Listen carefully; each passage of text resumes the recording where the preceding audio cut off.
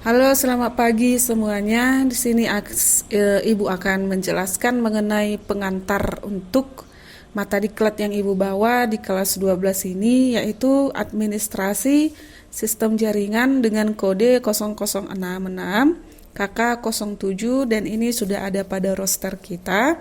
Di mana sebenarnya mata diklat ini sudah ada pada kelas 11, dan di kelas 12 ada kembali, yaitu mengenai administrasi sistem jaringan.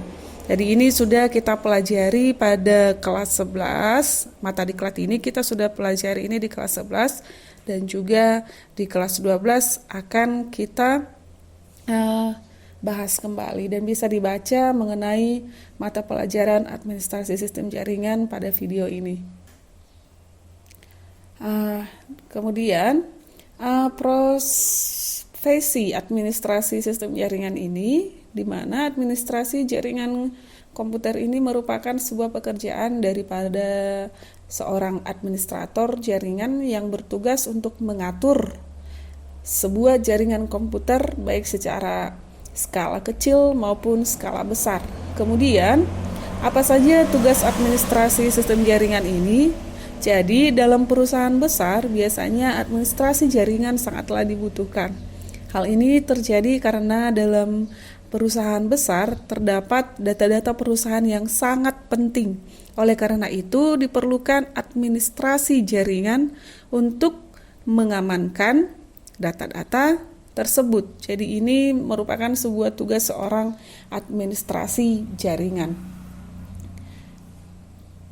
Bisa dibaca kembali ya.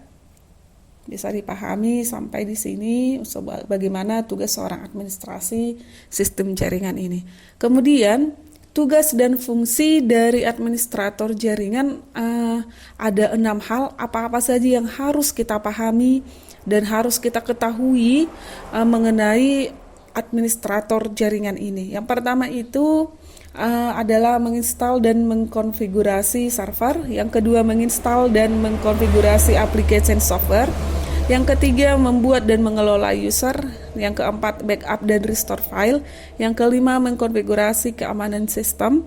Yang keenam, menggunakan tool dan memonitor keamanan jaringan. Jadi tugas dan fungsi administrator itu harus kita ketahui.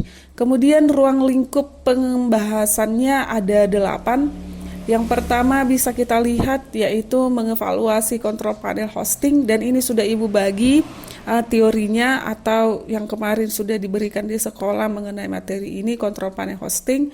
Kemudian evaluasi share hosting server, kemudian virtual private server, kemudian dedicated hosting server, VPN server, sistem kontrol panel dan monitoring, sistem keamanan jaringan, dan yang terakhir adalah memahami prosedur perbaikan sistem administrasi jaringan. Jadi ini yang akan kita bahas pada kelas 12 ini. Dan yang pertama sudah Ibu bagi materinya, bisa dipahami kembali, dan ini merupakan dasar kita.